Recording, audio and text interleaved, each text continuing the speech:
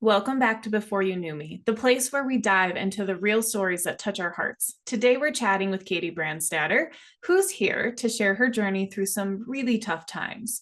For 11 years, Catie dealt with bullying. She wasn't able to get the help that she needed, and she had a lot going on at home, especially with her parents splitting up.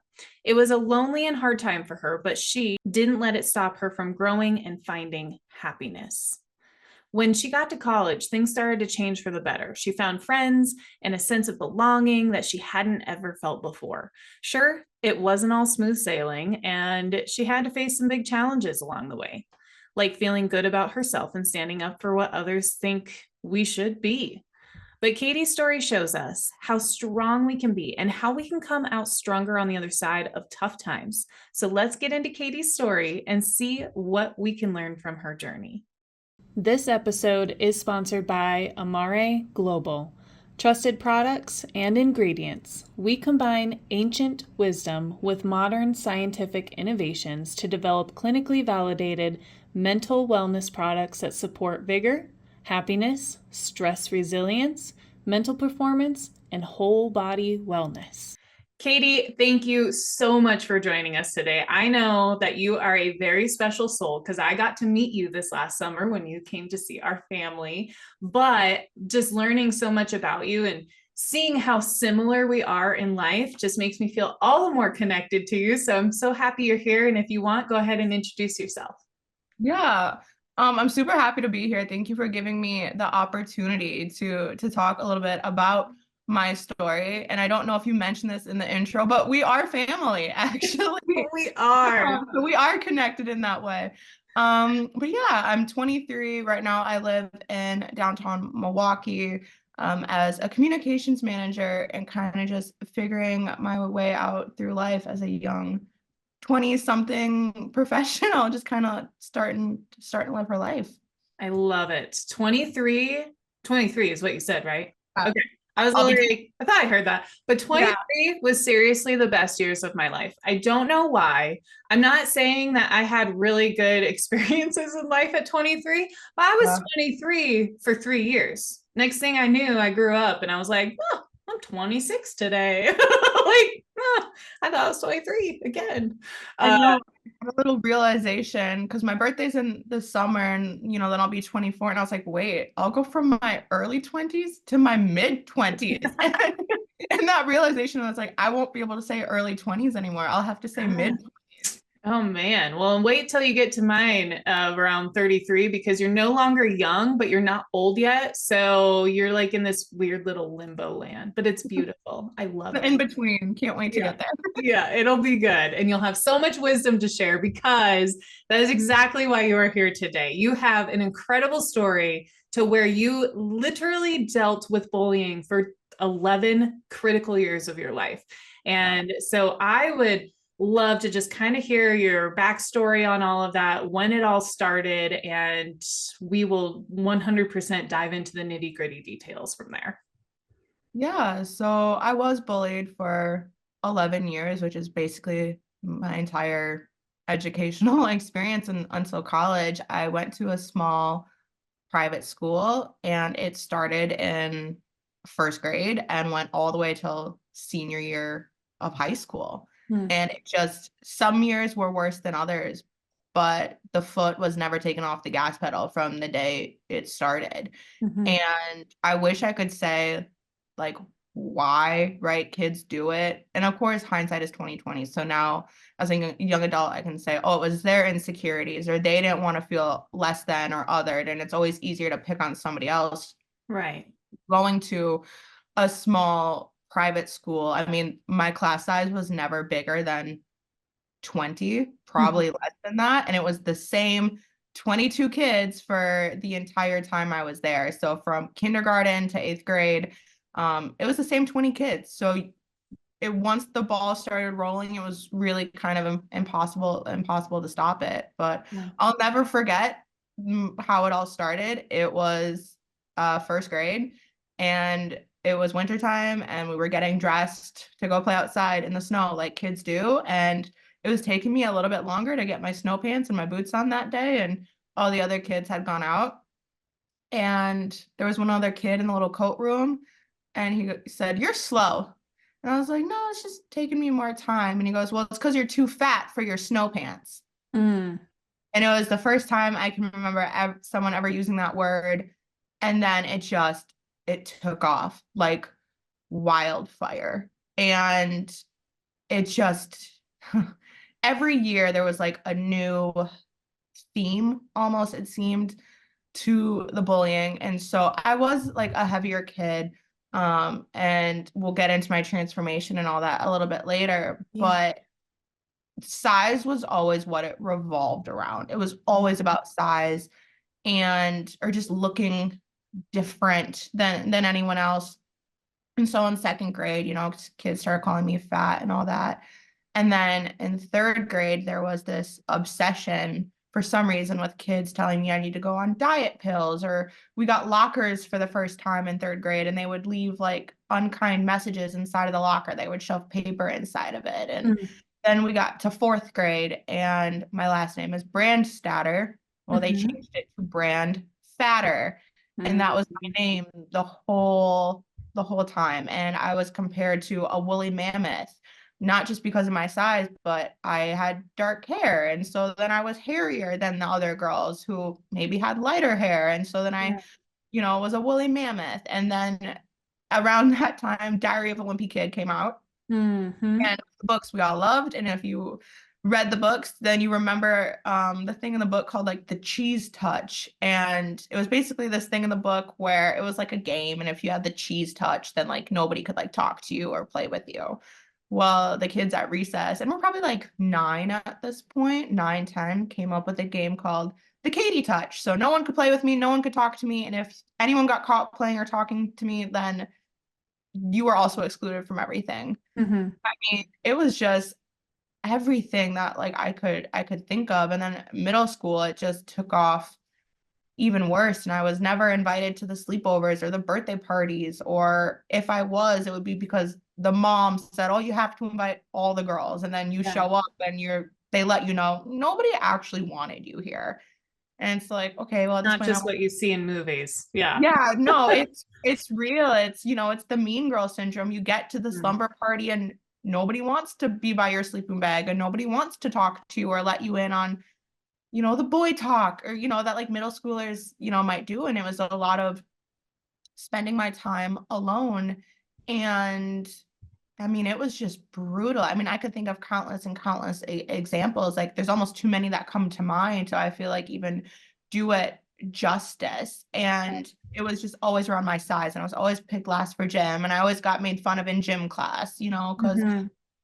for how I looked doing something. Or I'll never forget my first ever like school dance. It was the sixth grade Halloween dance, and I was all excited to go. I was nervous. I thought I had like on a neon pink tank top. I was like ready to go. And there were slow dances, and nobody wanted to slow dance with me.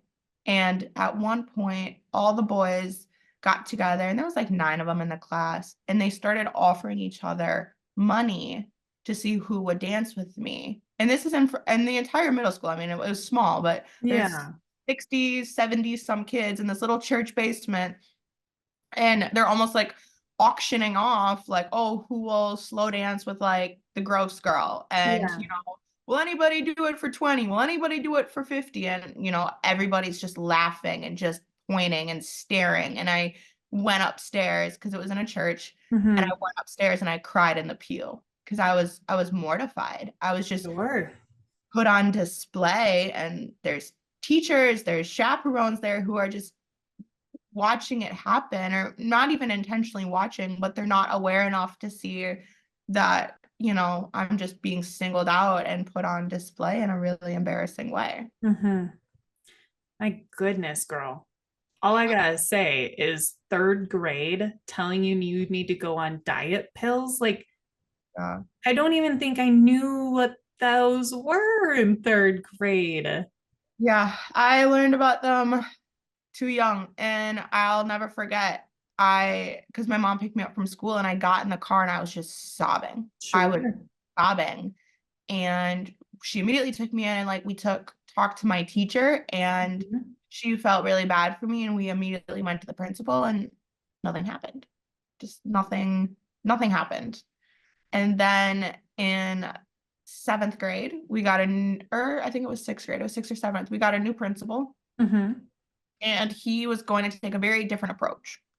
He wanted to be super hands-on and involved, and I think he had good intention. But basically, in sixth grade, it was getting a little out of hand, and some of the more cyberbullying started taking over. Snapchat was becoming a thing, Instagram was becoming a thing, and now these kids were, finding me on social media and sending me stuff, or people would get my number and pretend to be someone else, and then basically I was getting catfished by people in my own class and then Yeah. spreading personal information or all this stuff. And so then I went to finally the administration because it was just getting out of control. Mm-hmm. And he sat my class down one day and pulled me to the front of the room in front of the entire class and said, I hear you pick on her. Don't do that. Include her in everything. And I was just standing in Ooh, front of the room, mortified because right. I had told him all this stuff in confidence. I was skeptical because I hadn't been listened to in the past, because every year this was a problem. Every year Right. teachers knew what was going on.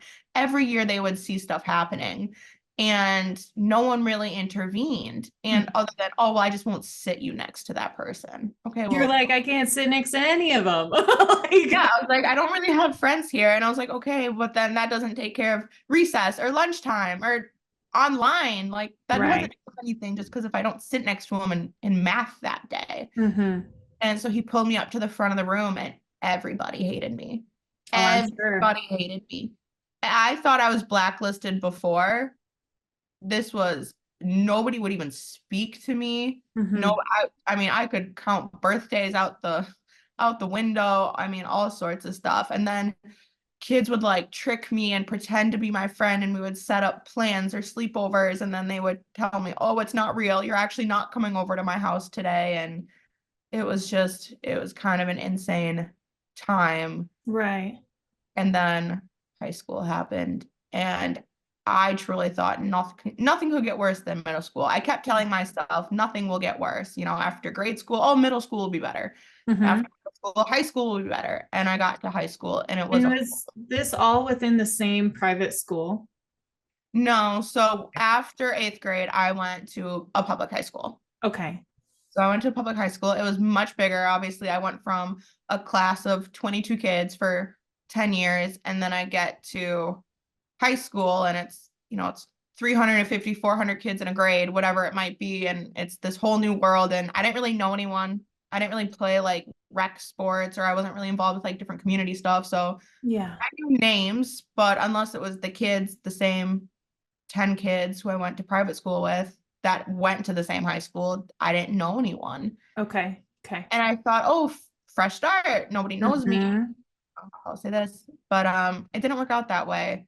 And pretty quickly into high school, some of the people who didn't like me at my old school would tell other people not to be my friend, and then other people made their own opinions about me, and rumors were spread, and the attacks just came with a brutality that I truly didn't know people were capable of. And were they all verbal, Katie? Like, was it all, other than like visual too, right? Like, was it all verbal? Was there ever like physical altercations? There definitely were physical moments. Mm-hmm. There was a game that was created in one of my freshman classes. And again, I was still heavier. I was a lot bigger at the time.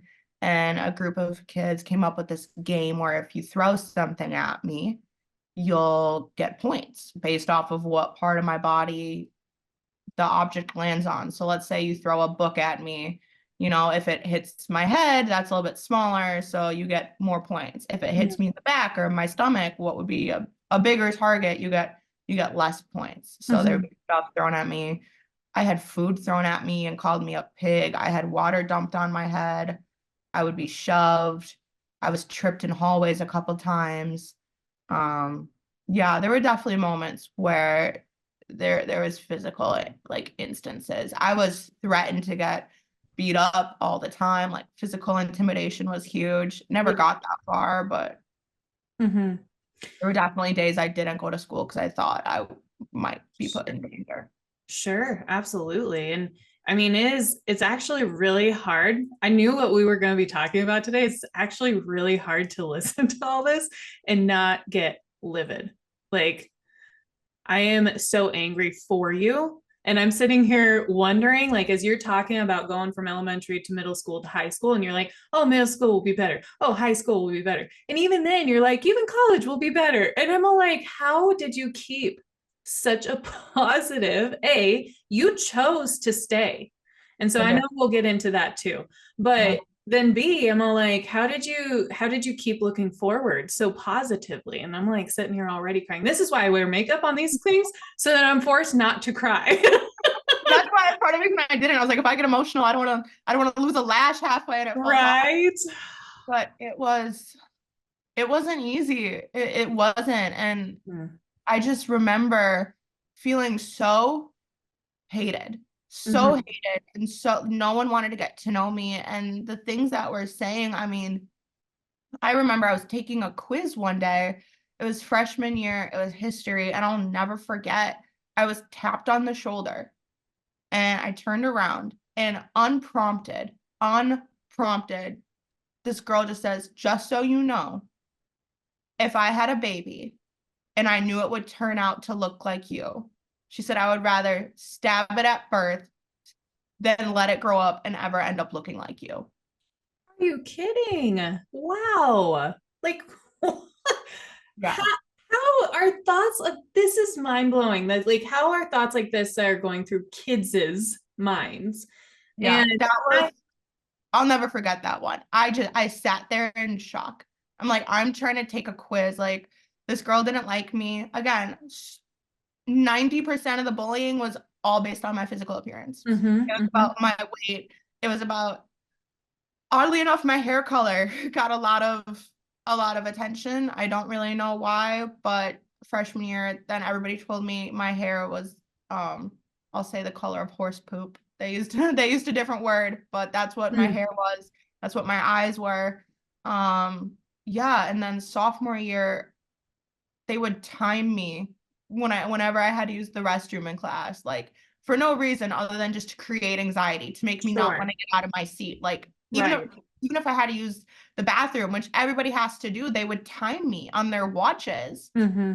and be like, "Oh, she was gone for 5 minutes," or "Oh, what was she doing?" Or just like little things just to make me anxious. And just all throughout my day, I would hear comments on my weight, on my appearance. People started rumors about me that I didn't take showers and all this stuff just make me so insecure. And I wore cowboy boots a lot freshman year. I loved to wear cowboy boots. I wear them all the time. And Mm-hmm. it was, oh, she's a hick. And then it was, oh, you can't sit with the hick. You'll get ticks. So then nobody, I mean, freshman year, I don't have almost any memories of eating lunch inside of the lunchroom. I Mm-hmm. would eat my lunch in the guidance counselor's office, or at one point I had the same lunch as my older sister and I would sit with her and her Mm-hmm. friends. I was just alone. I Mm-hmm. had no one. And as you sit there and talk about being alone, I was curious as you were just talking, is like, there anyone, any kid, was there any adult, was there anyone there that when you went to school you're like, basically that person's your saving grace? Was there anyone? Yeah.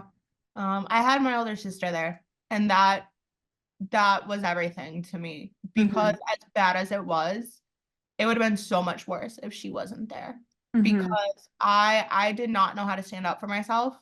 My whole mentality was just sit there, be quiet, like don't give them ammunition, like just like keep being kind, keep being, you know, some people thought I was like a pushover, like not standing up for myself, but I was just always afraid of making it worse. Sure. So I was like, I will take hit after hit after hit after hit and just let it keep happening. And then again, so the social media, it got even worse in high school. I Mm-hmm. mean, almost every day someone was telling me, go kill myself. Nobody wants you here. You're worthless. One person sent me an anonymous message saying, if you kill yourself, the school will throw a pep rally. And I'm 14. 15. And I was like, why does the world hate me? You Right. know? But my sister did a lot for me. She was really my protector, like physically and emotionally. And then throughout the high school experience, there was like 3 people who were always in my corner. And freshman year, my science teacher, Mrs. Chandler, I love her to this day. We're Facebook friends. I mean, she was like my school mom. Yeah.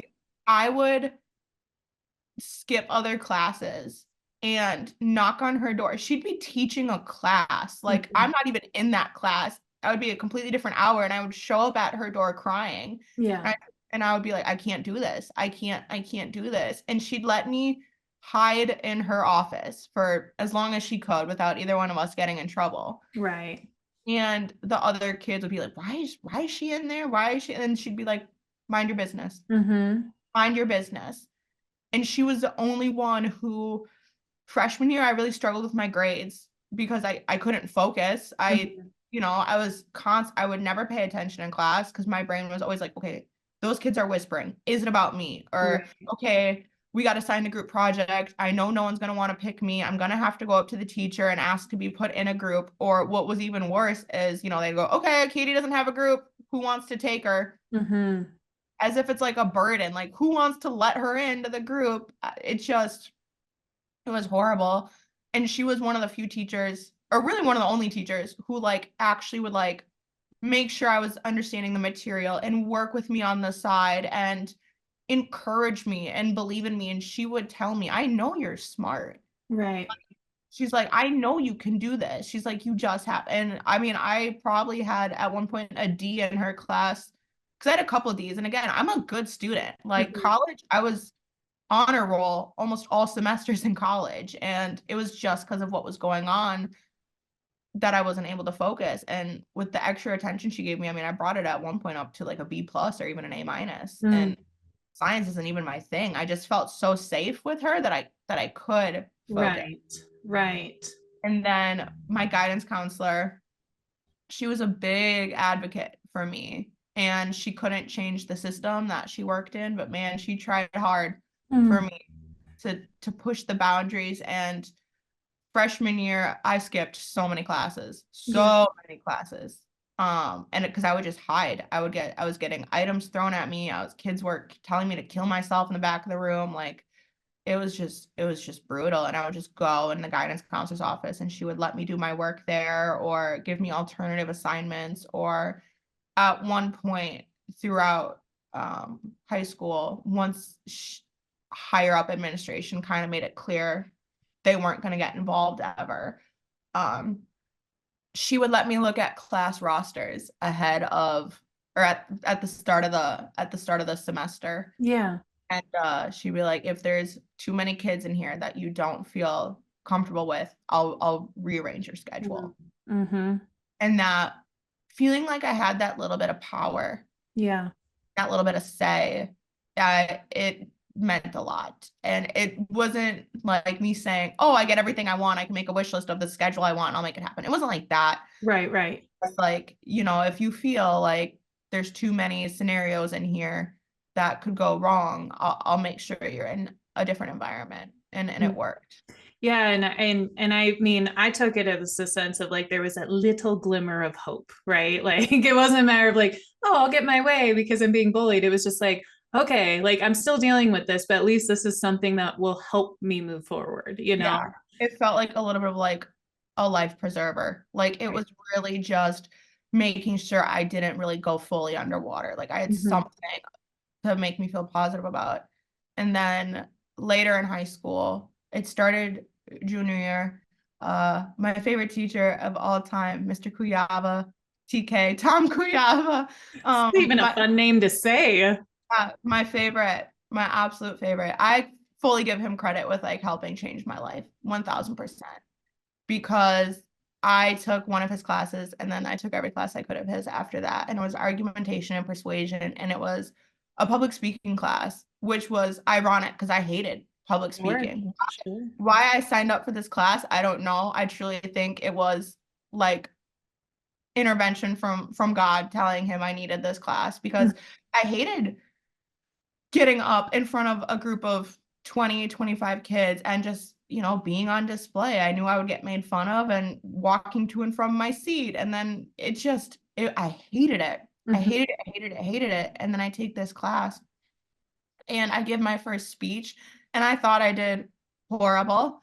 And he sat down and in front of the whole class, he was like, everybody needs to be like her. Oh, And for the first time in my life, I just felt like, what? Like me? Like yeah. I'm the example? Like, and then it just never stopped.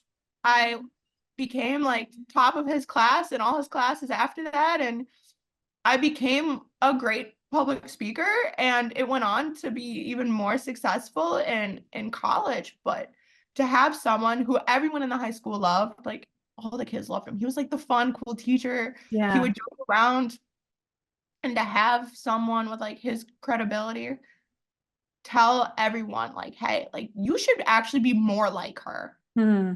And all of a sudden kids would compliment me and they'd be like, oh, I heard you gave like a really good speech, like in Kuyaba's class. How'd you get so good at that? Like, what can you help me with my speech? And I'm like, Oh. it was like, it didn't suddenly make all the problems go away. But for Right.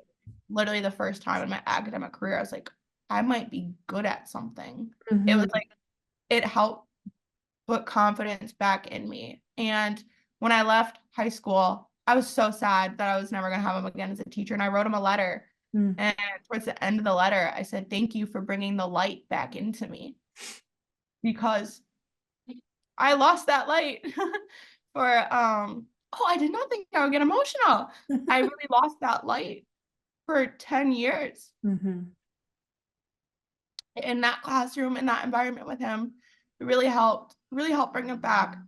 And it helped because my full name is Caitlin. Most of the world calls me Catie, and then like really close family and friends will call me Kate. And Mhm. like it's just a nickname. A lot of people who are close to me will call me Kate.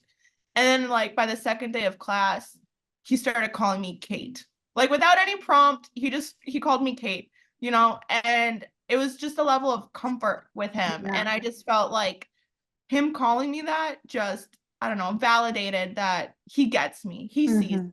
Mhm. And I just had a different relationship with him. And will still wish me a happy birthday on Facebook or hope Oh. I'm doing well. But he really did 100% change my life. And so did Mrs. Chandler. And I try and let them know as often as I can that I don't know if I would have honestly made it through high school without those two safe havens. Yeah. Let me gain my own composure here. Um, because as happy as that is, Mhm. I also want to touch base on how that wasn't the only thing that you ended up dealing with throughout this course of Yeah. time. And Yeah. so if you want to talk a little bit more about that, of how, there was a little home life upheaval during that process too. Yeah. So school was never the only thing I was dealing with. And there were so many things going on personally throughout the years. Mhm. So many. Well, like one of the things, my grandpa, my mom's dad, got super sick when I was really young. And my mom became his full-time caretaker. And then I would go with her and I learned how to become a caretaker. And Mhm. I was 8 years old getting tortured at school. And then I would go home and then do speech therapy with my grandpa. And I would give him flashcards. And he had strokes and I was trying to help him get his voice back. And it Mhm. was not normal 8-year-old after school activities. And then my parents ended up separating um, and dealing with that. I was 12 when it happened. I didn't process it in a super healthy way. And my family relationships weren't the best. I mean, there was just so much going on. It was just this overwhelming sense of loneliness. And then we had tremendous loss, and the loss didn't it never really stopped. I lost my grandma in let's see, seventh or eighth grade, and then I would lose my grandpa a few years later, Mhm. and I just felt so alone. I felt like I have no one at school to talk to, no one to hang out with. No, I have no friends. Um, my loved ones are passing away, quite literally leaving. Mm-hmm. Um, I wasn't super close with my family. I mean, they were there for me, of course, but I was such an angry kid Yeah. that I certainly I certainly wasn't where I needed to be. And I didn't know how to communicate all this at the time. I was so depressed. I was in therapy. I was diagnosed with OCD. I'm trying to learn that, trying to get a control on everything. Mm-hmm.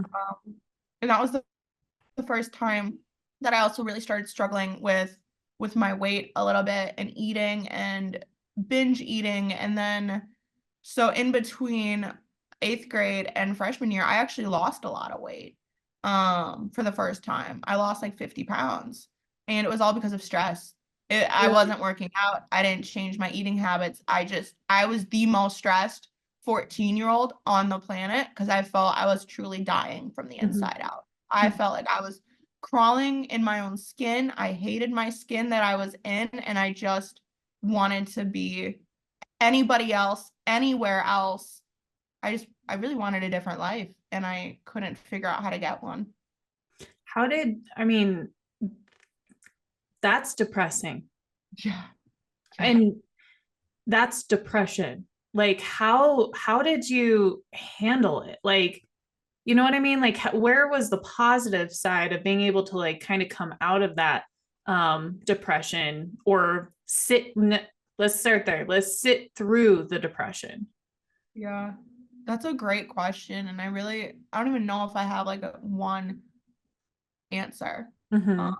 my mom was my saving grace, 1000%. I will give her all the credit in the world for that. And she deserves all of it. Because even when I would lash out, even when I wouldn't be kind, I mean, she never wavered. She never stopped being my advocate. She never stopped trying to defend me and be there for me and make sure whatever support I needed, I did have. So, I mean, first and foremost, I got to give praise to that woman because she deserves every ounce and more. So that's a big part of it. She is Uh, pretty special. I I'm a mean, she special is woman. family after Yeah, all. we're biased. We are biased, She's pretty but great. she's pretty great. But I think other people think she's great too. So we have outside sources who can verify this if needed. Wonderful woman. Yeah.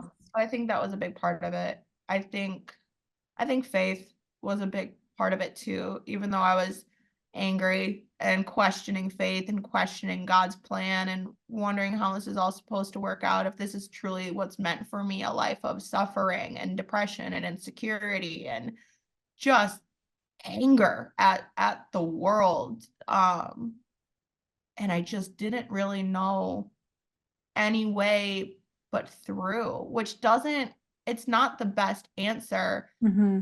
but there were definitely times I wanted to give up. There were definitely times I didn't really want to be on this earth anymore, at least not in the life, I was living. Yeah. Um, and I just, but you got to keep going. Like there's something in me that was just like, you got to push through, kid. Like, you got to keep going. And Mm-hmm.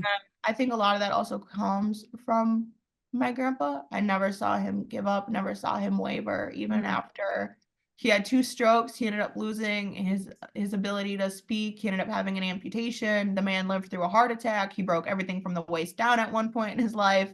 We always joke the man had 9 lives. Like nothing was taking him out. Right. It just that mentality of perseverance. It's what we do. It's in our DNA. There's nothing to do but to keep going. And my mom always told me, persevere. That's the one word. If my grandpa was going to leave me with one word, it was persevere, and being the captain of your own ship. I'm going to control where this thing goes. Mm-hmm.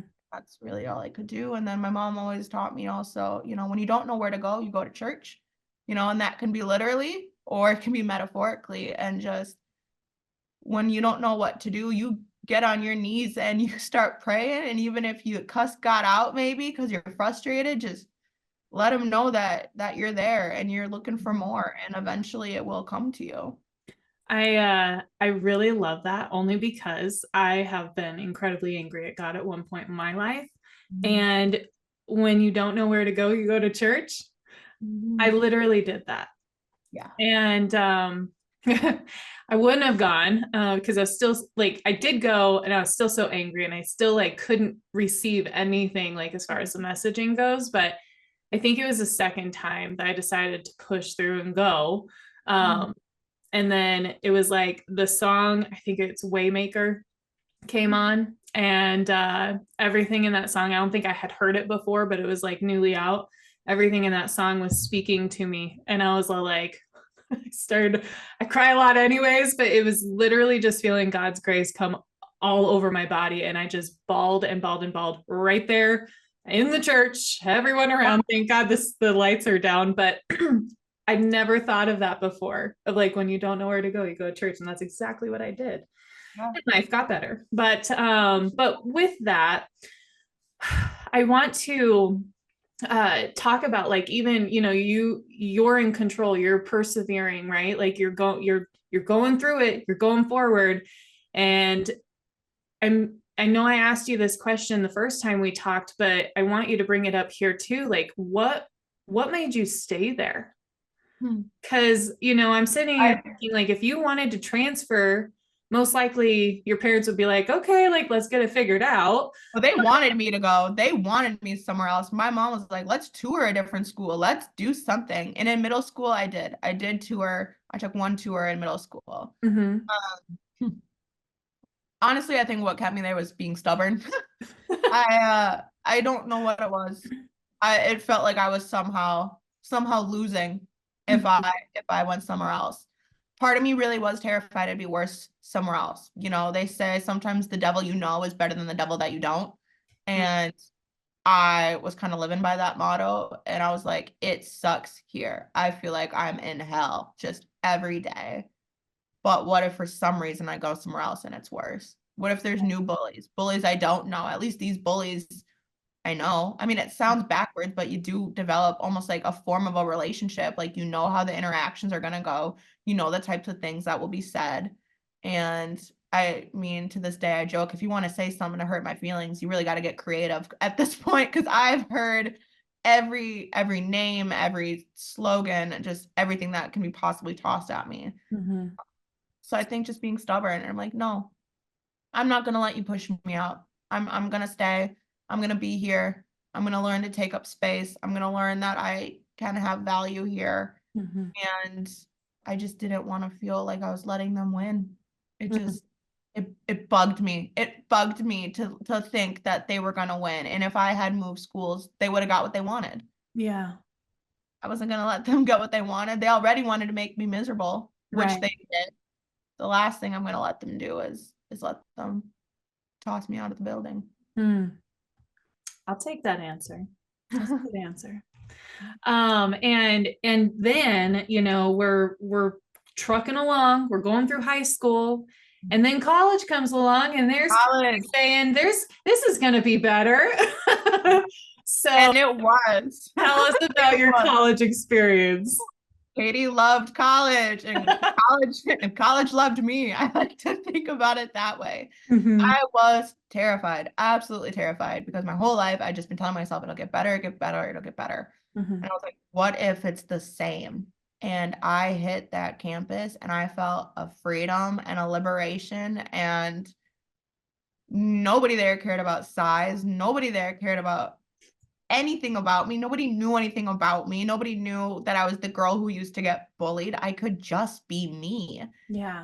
And who I am is a very bubbly, loud, outgoing, social person. And it's so funny because people in high school thought I was like quiet. And I'm not quiet at all. I didn't have the confidence to like show my personality, to speak Yeah. up, to be my own person. And when I found my personality again in college, I was like, I'm holding on to this. Mm. Like it was just, I was in study groups and going to parties and just all sorts of stuff, just making way more friends than I ever thought was possible. I was like, I don't even know it was possible to have this many friends. I was like, I only saw other people. I Yeah. was like, I'm getting invited to parties? Like, you want me there?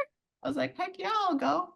So it was just a whole new level of confidence. It was a lot of learning about who I am as a person. I think I really grew emotionally Mhm. throughout college and maturing and giving me a lot to reflect on for the years prior. And I think one of the healthiest things it gave me is I could really start to internalize I wasn't the problem. There is nothing wrong with me.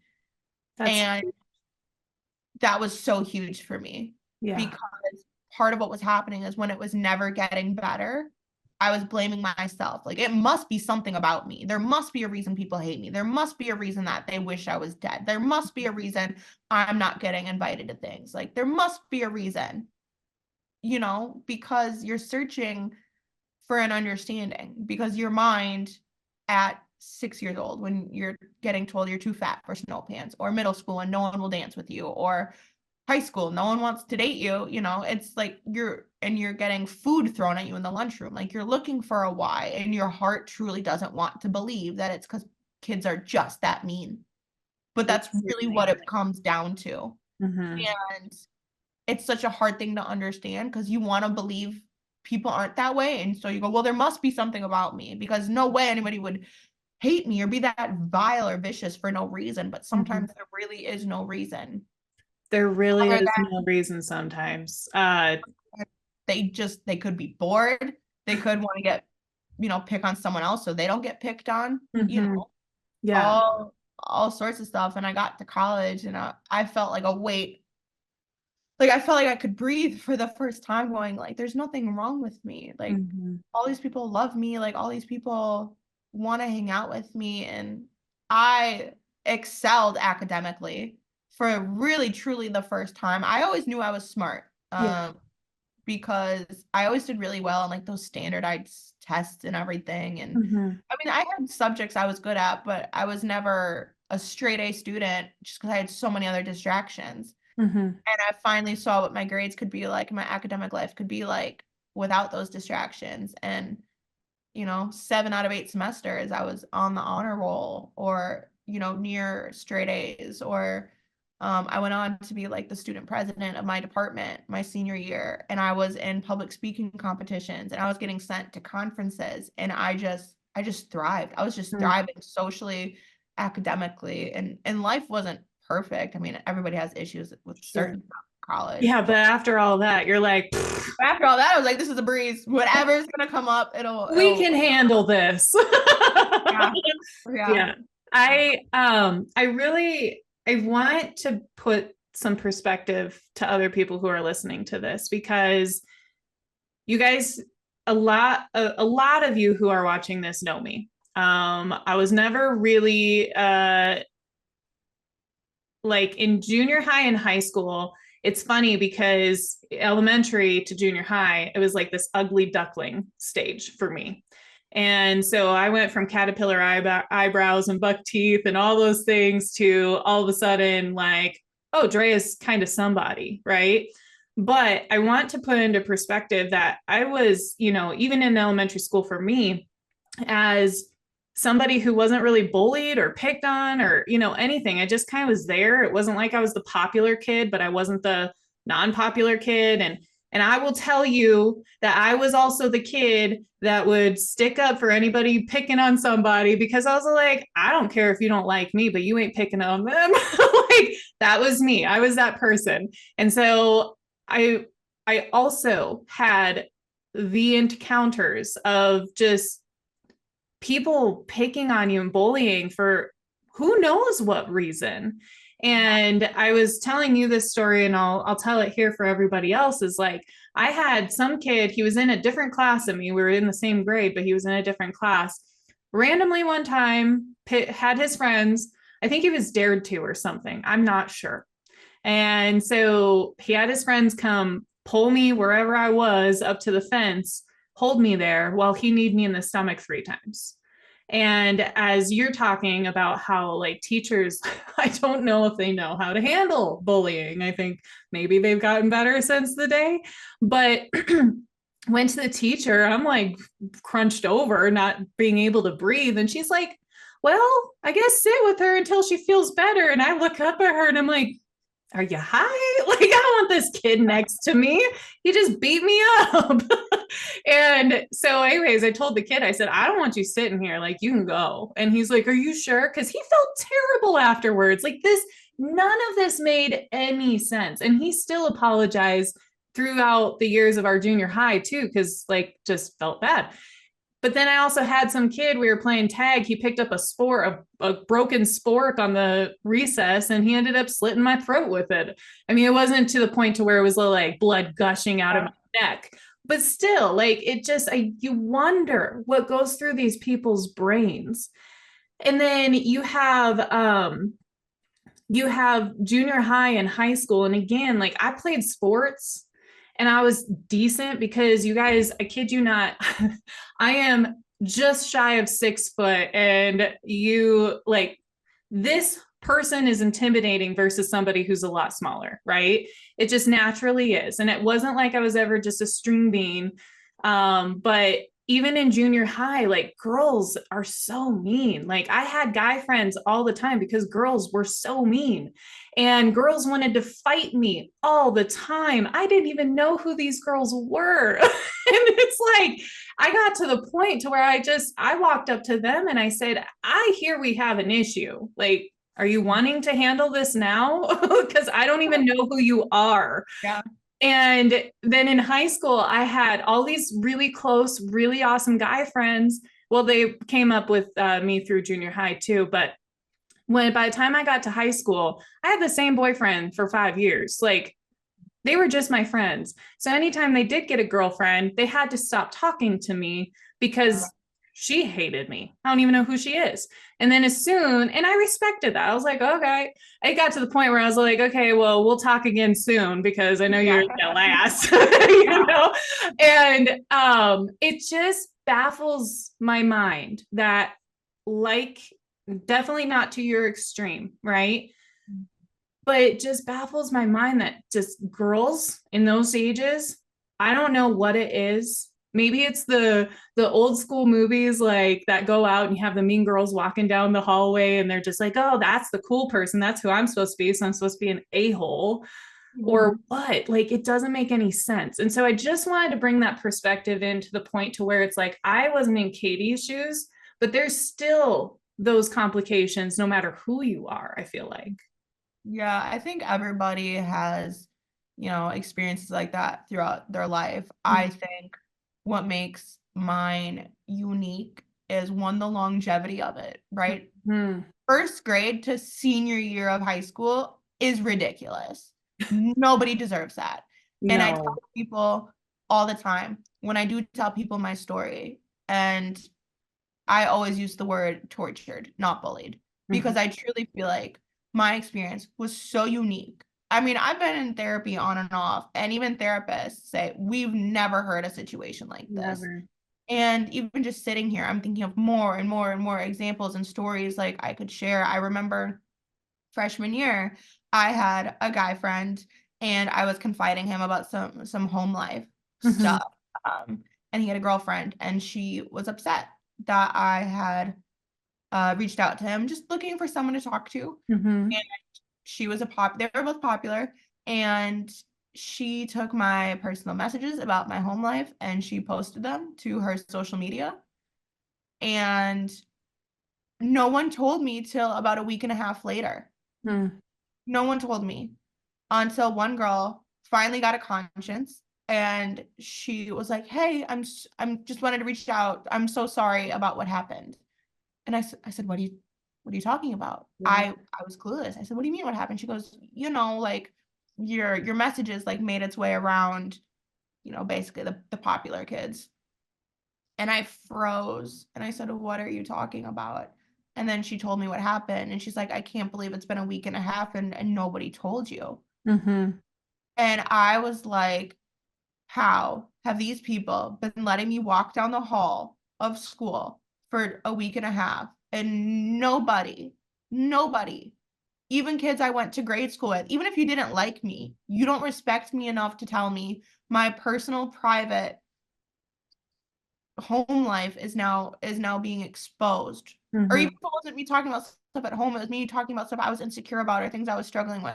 Mm-hmm. And now everybody knows and nobody wanted to tell me. Like nobody wanted to tell me. I locked myself in the school bathroom, was sobbing, and I asked my sister to come get me Yeah. because I didn't know what to do. I felt broken and I felt like they wanted to break me every chance they got. And they would, throughout grade school make comments about my family and I would lash out. Mm-hmm. And then I'd be labeled mean or aggressive or Right. and I'm thinking how have you not seen me get hit 100 times in a row? And the one time I hit back, I get these labels that, I can't shake off. Of course. And, it's really true what they say, they never see the person who throws the first punch.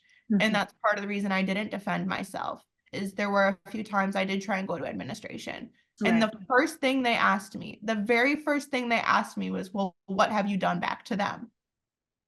You're As if like, nothing. somehow, but even if I had, it's like, how is that your first question? I Mm-hmm. am telling you the brutality that I'm experiencing every single day. And before you're even like, oh my gosh, what do you need from us? What do you need from the school? Like, how can we Mm. help you?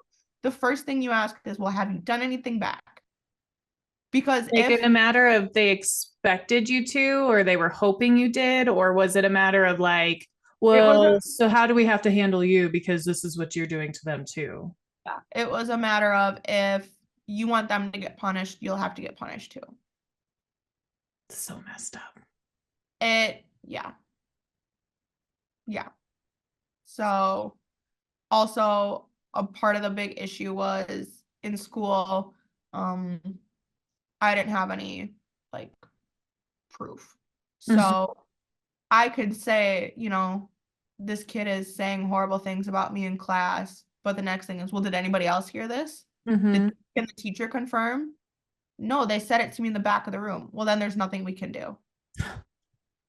So I have kids telling me every day to go die, but just because no one else heard it, nothing you can do. Like, Yeah. Did they ever, because I know you had talked a little bit about like the principal doing something, bringing you up to the room, which is totally not the right thing to do, but I'm sure he had good intentions. But was there anyone who ever made brought it into a confrontation? I don't know if that would be helpful for you, but was there ever anything that they did that would have or could have possibly been something good? no, no, I never got anything like that. And even in middle school, when I was brought to the front of the room, there were a few kids who got detention, Mm-hmm. and I had to sit in detention alongside them. It's Yeah. just yeah, very So very if special. you Oh, wanna talk about feeling hated, yeah. you're sitting in detention With with the kids that you got put there for how they bully you, and now you're just sitting next to them in silence for 45 minutes. right. It's kind of like being sent to jail. Like if I sent you to jail because of something, and then they sent me to jail in this, put me in the same cell with you. You were like, okay, now I'm gonna kill you. I was Yeah, like, it was that's like not healthy. I'm like, why did I speak up? Yeah. Now I'm in detention for no reason other than, Right. again, it was assumed, well, you must have played a role in this. Mm-hmm. Well, and I know that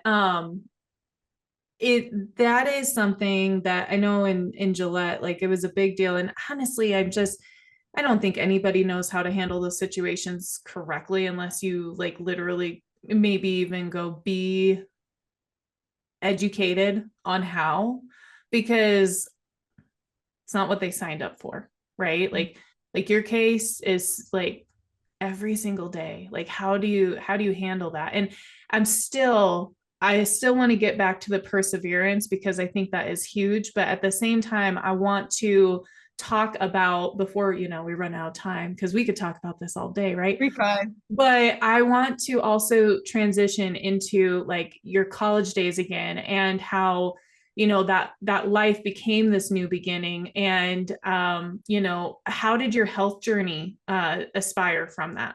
yeah. it really was a new beginning. I found a different level of happiness. I found a different level of acceptance. And I was so happy. And I really finally felt like my prayers had been answered. Mm, Like I had gone through those years of struggle. I had been waiting for the day that these blessings would come. And I got to college and I really got to enjoy some of those. mhm, Um, my health journey has been interesting. So, for the people listening, I have lost about 120 pounds. So, it didn't happen overnight. I lost 100 pounds in about 2 years, and then a little bit after that, but my body kind of maxed itself out. But it kind of started in a wild way. It started at the beginning of lockdown, and we were all stuck at home. And I'll tell the true story because he knows the story. There was someone at the time who I was interested in, and we were on FaceTime, and some of his buddies were in the background, and I heard his friends making fun of my weight in mhm, the background. And the person I was friends with on the phone, he laughed and mhm, he joined in, and my heart sank mhm, to a place it had not sunk in a long time. Um, because in college, I was still heavier for the beginning of college, but mhm. I wasn't bullied. I never felt like ostracized. I didn't feel suddenly different for my size. Right. And then in this phone call, I'm, getting called fat again for the first time in 2 years, and it was triggering. And I have this friend, and he laughs along, and my world was rocked a little Right. bit. And so I decided like the next day that I was going to start really like trying. And I don't know if I wanted to prove something to them or prove that I could do something different or, whatever it was, but it made me feel the way I had felt before Right. college. And it really set a catalyst off. And let me tell you, I did not start with wanting to lose 100 pounds. I really said, maybe I can lose 15, maybe 15. 15, I'll be happy. And it was lockdown, and I was just working out in my room, and I stopped eating fast food and junk food, and I cut out soda for a year, and I was cooking all my own meals. And I was in the gym, or well, once gyms opened back up, but I completely turned my life around. People thought I was no fun. I was not the person. Oh, people hated me. You did not want me at your birthday party. I was not going to eat your cake, your ice cream, your chips. I was going to eat a salad before I get to the party, and that was going to be it. And it Yeah. drove. Oh, my family couldn't stand it at the holidays. I would have like one scoop of everything. Like, oh, people thought I was so boring. But Yeah. it was interesting because I kept hitting these small goals. And then finally, around 50 pounds, I was like, let me see what I can do here. Like, let me stop limiting myself. And something did switch around the 50-pound mark. When I started the journey, I really did start it with other people in mind, wanting other people's approval, other people's validation, wanting to feel attractive, wanting other people to think I'm attractive, wanting to make friends, and feeling like my size wasn't getting in the way socially. And I hit like 50 pounds and I was like, screw everyone. I was like, this journey is now about me. I'm going to see what Mhm. I can accomplish. I'm going to see what I can push my body to. Like, let me see if I can do this. Yeah. And then ever since then, it was a totally different journey because when you're doing it for yourself, oh, it feels so much better. It Mhm. feels so much better because it's more empowering when it's for yourself. And you're Because when excited. you get excited because what sucks is when you do it with someone else in mind or other people's approval in mind, you feel a little bit like there's like a carrot, dangling in front of you and you're racing and you're trying to catch it. And you realize at some point you might never get that carrot. Right. I could lose, you know, 100 pounds and this person still might not like me. This person still might not think I'm attractive. This person still might not want to be my friend, whatever it is. And so once you take that component out of it, a weight is off your shoulders and you go, I don't care. I don't Mhm. care about your opinion of me. I don't care if you want to be my friend. I don't care if you think I'm attractive. I don't care if you never want to talk to me again because I'm now secure with myself and that's the only thing that really matters. Mm. So How did you, because I assume it's not like you had a trainer in your Uh, room telling you what to do no, or eat. no. Like, how did you even get started? Not knowing what I was doing. Yeah.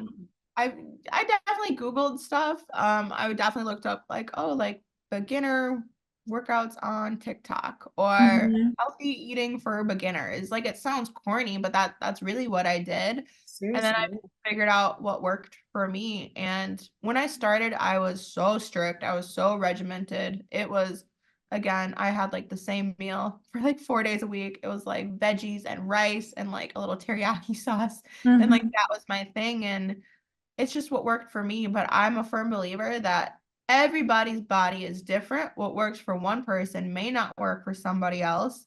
And you have to listen to your body. And for me, I worked out every single day because that's what I felt good doing. If Yeah. you are someone who feels good just getting active 2 days a week, that's fine. Like, good for you. It's better than nothing. So many Mhm. people, especially girls, have been, oh, what's your secret? Like, I want to lose weight too. Like, what tips can you give me? And I say, like, this is such a lame answer, but there is no secret. Like, there isn't. I love that though. It's I wish I true. wish I could be like, girl, here's the magic pill. Like, use it. You're gonna look great. It's not. It took me 2 years. And there are some people who lose weight a lot faster or do it differently, but I didn't. And it's because eventually I did want to start enjoying maybe, junk food every now and again or whatever it may be. Mhm. I just didn't get as restrictive. And so maybe it took me a little bit longer to lose the weight, but I was so consistent and I was so dedicated. And I never stopped trying. I Yeah. never stopped pushing myself. And I think it is about that dedication and that perseverance of just, I'm not going to stop. I Mm. might be sore. I might be tired. I might be weathered. I might be depressed. I might be whatever, but I'm not stopping on Mhm. this journey. Well, and there's so much to be said about like what working out does for a soul, for your energy, like all of the things. But I put made a post not too long ago about, choose your hard. And on there it said, being overweight is hard, but being fit is hard. Choose your hard. Yeah. And it's hard either way you go. It really Yeah. is. And it's a choice. And so granted though, I think as a kid, like you're always, I mean, my little brother, he was a chubby kid forever. And it's just because he's built to be a big kid. Like he's taller Yeah. than me. And so Yeah. he eventually hit his growth spurt and all the chubbiness just disappeared because he used it all. Like, so and he got made fun of too in that aspect. And um I mean, it's a shame, but I'm so proud of you for telling your story because you went through something that I'm sure there are people out there that don't have anyone to talk to about this, that they've never heard of anybody else going through something like they are going through or had gone through. They've probably never talked about it. And just being able to see your story or hear your story and like hear how you persevered through it. That whenever you told me about your grandpa teaching you the perseverance, and you're sitting there talking about how he has 9 lives, like the one thing I thought of was like, well, his purpose on earth wasn't done yet. He needed to teach Catie perseverance before Oh, he could go. oh, And you're gonna get me with that one. don't worry, Oh. I'm already crying. But it's like there is a beautiful journey that you've gone through, even though you've been through so much. And now you get to inspire others and let people know that they're not alone. Like that is just so huge. And then here you are thriving, like you said, and just even each step you're sitting there, I'm bawling at this point, there goes the makeup. And then you were sitting there even saying that um the next chapter you're like, oh, it's going to get better, and then it didn't, and then you're like, oh, it's going to get better, and it got worse than it ever did. And you had that one teacher that just brought you that light. Like that's a testimony in itself for teachers being able to make such an impact on kids' lives, and shows what happens when you don't do anything versus what one sentence can do. Yeah. And so I am proud of you because the most beautiful part about your health journey to me is the fact that you finally chose yourself. Mhm. And even, it might have been unfortunate circumstances that got you to start, but I'm always sitting there, like even right now, I'm dealing with overweight issues. I don't look it from here up, Yeah. but it's a matter of being healthy for me. Yeah. And for me right now, I'm a little bit overweight, which causes problems with my joints. It causes problems with my knees, other things that it does.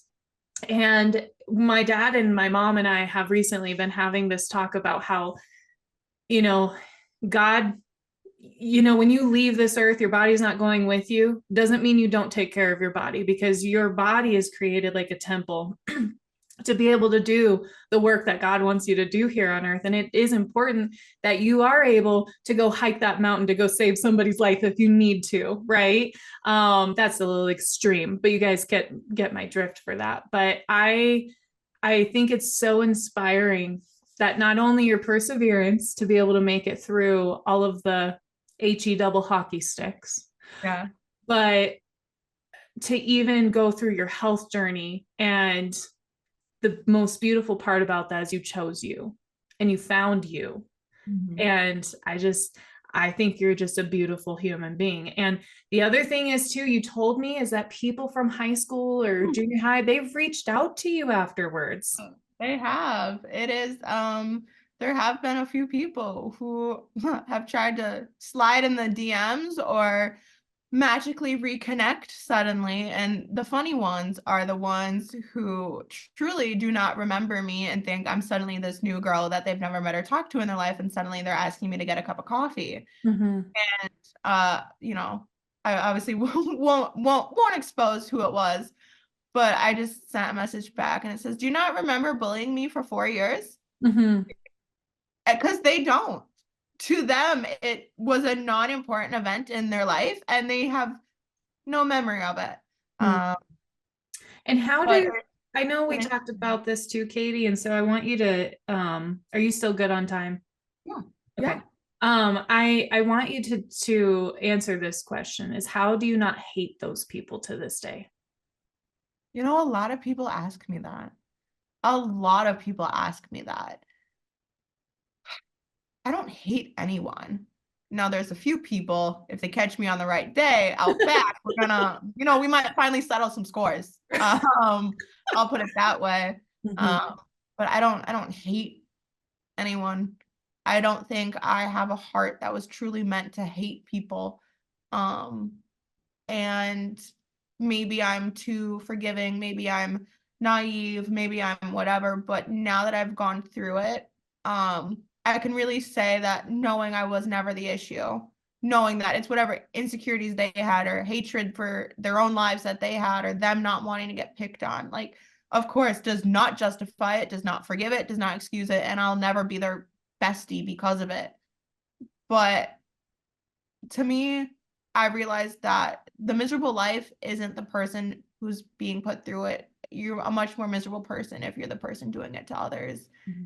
And it sounds kind of backwards, but really at the end of the day, I'm grateful because I became a much stronger person because of it, and there is truly nothing that God can throw at me that I cannot handle and that I won't make it through. And if I hadn't been tried and tested so many times early in my life, I might not have the strength and the faith and the purpose that I have now at 23.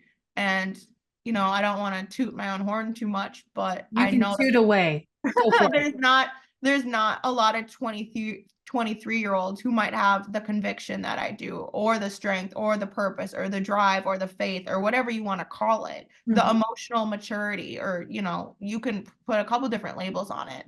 But I know I'm here to stay. So at the end of the day, thank you for hating on me all those years because I think I turned out pretty darn good. So, I think you turned out pretty darn good. And that's not oh, just because you're family. yeah, true. You're biased, but I'll still take the compliment. And I do want to say, going back to the health journey, Mhm. health and fitness looks different on everyone. There Mhm. are so many different bodies, and they come in all sizes, shapes, and colors, and you never know what somebody's dealing with. I mean, it could be a medical condition that Yep. causes them to be heavier or skinnier. You know, some Mhm. people can't gain weight. So like, or maybe, you know, I used food as a coping mechanism for a long time because that's the only tool I felt I had. And so don't judge someone for maybe what they order at a restaurant and go, oh, wow, that's a lot. You know, maybe they're having a rough day and they just want to enjoy their meal. Yeah. And, you know, whatever it might be, you know, just give people a little grace and a little compassion. And, you know, remember, you know, size doesn't always equate to health. I mean, there's so Mm. many other things. And I think as a society and as a world, that's forgotten too often. Yeah. And I just think everyone needs to show a little grace and a little kindness on both sides. And, you know, there's just so much room for people to grow and to learn about others. And I really think that that's what it's about. And I will say, you know, the grass is always greener. And so now I've been on this fitness journey, but that doesn't mean all my problems went away. It doesn't mean I'm suddenly happy. I mean, Mhm. I haven't even touched on how it can cause body dysmorphia and like learning to live inside a new body that Mm. functions so differently when your size changes in so many different ways, and the different ways that society will now treat you because you're suddenly quote unquote more of an average size. And it's just, I mean, I still feel uncomfortable in my own skin probably 75% of the time, Mhm. you know, because I still feel that like that girl who was picked on, who was judged for her size. And, you know, my friends, my family, whoever can tell me 100 times, you look great. You look better than you've ever been. Thank you. But Mhm. I still need to internalize that Yeah. because I had years of just feeling different and picked on and ostracized and other. And it's going to take a lot more than just weight loss to suddenly make those feelings go away. Mhm. And that's really what I've learned also through therapy is, you know, those issues quite literally aren't just, you know, skin deep. They hit the heart and they hit the soul. And so you can change your appearance, you know, however you want. And it's funny, I used to tell that about people who would comment on me, and I would say, you know, I can lose weight anytime. You'll have an ugly heart forever. Right. And it's harsh, but it's true. Yeah. It's, you know, I was never picked on because I was mean Mhm. or I Mhm. had a bad personality. And, Mhm. you know, a lot of people have come to me and say, "Oh, I wish I would have gotten the opportunity to know you." Well, you're lost, but Mhm. but maybe Yeah. you'll give someone else the opportunity to get to know them. Yeah. Yeah. And you're right. Like, I didn't think about this, but the size and the shape and the fitness, like, doesn't matter what, people can be going through things. Yeah. And I actually, whenever I went through my divorce, I was very angry. I Mhm. didn't eat a lot, but I drank a lot and I worked out a lot. And Mhm. so I was the lightest I've ever been. I was 164 pounds and I looked good. Okay. I was skinny. That was basically it because I might have looked good on the outside, but inside I was dying. And Yeah. that's the only reason I got skinny. Yeah. And so there really is, just that keeping that in the forefront of everyone's mind as you're listening here is like, sure, I looked healthy, but I was not. And I can appreciate too where you're coming from, Catie, of like, it's like you lose all this weight and you're now this new person. People react to you differently, and it takes some time to get used to that and accept that and just become into that person. And it's okay to give yourself grace to be able to become that person rather than just trying to force it or push it off. Yeah. There's a learning curve. Mm-hmm. And, you know, sometimes people might get frustrated with it because they'll be like, well, why can't you just, you know, realize all the hard work you've put in, or how are you still insecure, you know, after you've done all this work or whatever? And I just don't, you know, it's not that easy. You Yeah. know, your body is so much of who you are. And when so much of my life revolved around my size, how can it not be on my brain 24/7? Mm-hmm. And I have had a difficult relationship with eating and food and learning, okay, I don't need to feel bad now when I have, you know, a big bowl of pasta or something, right? Like Right. you have to allow yourself to enjoy things and not feel the guilt, and to not realize it's such a mental game as much Mm-hmm. as it's a physical and emotional, and it's all wrapped up into this big one messy package. Mm-hmm. And everyone's journey, with whether it's confidence, whether it's their weight, whether it's fitness, health, a medical issue, whatever it may be, like, it's different for everyone. And again, just give everyone a little more grace and a little more kindness and a little more support, because it goes a long way. It really does. As someone who felt like for so long I had no one to turn to, no one who believed in me, like not a friend in the world, those moments where I was shown kindness, like, Mm-hmm. they really help keep me going. And I'm gonna put you on the spot with this question, Catie. Oh, all You ready? right. Okay. Definitely ready. So something that I've come into for the past couple of years now is like really looking at situations and asking, because usually we sit there and say, oh, why did this happen to me? Mhm. But have you ever thought about why did this happen for you? Yeah. Oh yeah. So One, I want to hear. I think it happened to make me who I am. Mhm.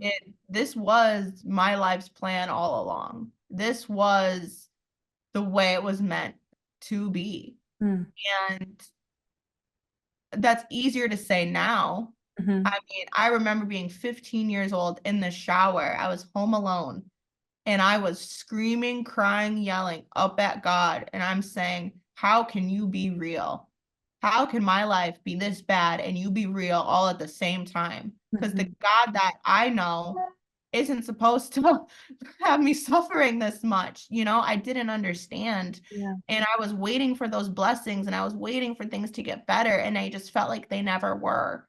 And Mhm, I hit college and then suddenly I felt like things were changing. And then I started to lose weight and I felt like things were changing. And it really just made me realize, the first years of my life might not have been the easiest, but man, did they set me up for a good time later in life. And I know now I'm not going to wither in the storm. I'm going to make it through whatever it might be. And I might get tired, I might get worn out, I might cry, I might get angry. I mean, you can still have all those feelings and still keep going, and I think that's what it's about. And so I think all of this happened for me, whether it was the bullying or whether it was the weight loss, because I also think that I can be a good messenger for people out there. My mom likes to call me a teaching angel, which Aw. sometimes I think is a title maybe a little too high for me. But it's funny, your mom actually called me something similar when I met her. Um, but if I can inspire one person or just make someone realize that they're not totally alone, then all this was worth something. Well, maybe that those titles that you're being given that are very similar might be something that God's trying to nudge you to at this point. Maybe, He didn't maybe put you through all that for nothing. exactly. It left me with some stories and some stuff to share, so I might as well share it. Yeah. Because at the Well, end, I'm so glad you did, Catie. I'm so glad you let me share it. Yes, no, this is huge. This is something that I know is not easy to share. And I know that there's so many other people out there with stories like yours, and whether they're to to the extreme that you went through or not, I know that you're able to give them a glimmer of hope. And that's what I love so much about you is I see you as a glimmer of hope in so many people's eyes. And honestly, from the moment I met you too, you're so positive and you're so sure of yourself. And it's very becoming on you. And I can't wait for this to just touch that, either that one person or the millions that need to hear it because of who you are. And that's, fulfilling a purpose in your life. And I could keep going, but at Oh, this you're gonna make me point, start crying. Because I feel like you're similar. Like, you bring so much light and positivity, and I think that is why we really did connect, is because we just yeah. are so similar. And I think we just both truly try and be our most authentic selves, and you can Yes. take it or leave it, but we're coming at you, We're coming at you with all the full stories. speed, full speed ahead, and Oh, well, that's am myself. so thankful that you joined us today. And if anyone is listening, like, and you have a story that you want to share, please reach out to me. But I'm sure Catie would be happy to hear from anyone too that wants to reach out, and we'll make sure that we have some form of a connection below. And is there any words of wisdom that you want to leave our listeners with today, Catie? That's a good question. Persevere. That's what I'm gonna say. And that's coming from me and my grandpa. So whoever needs to hear that, just persevere, just push through. Beautiful. Promise you it does get better. It does. It does get better. Thank you, Catie, so much. Thank you.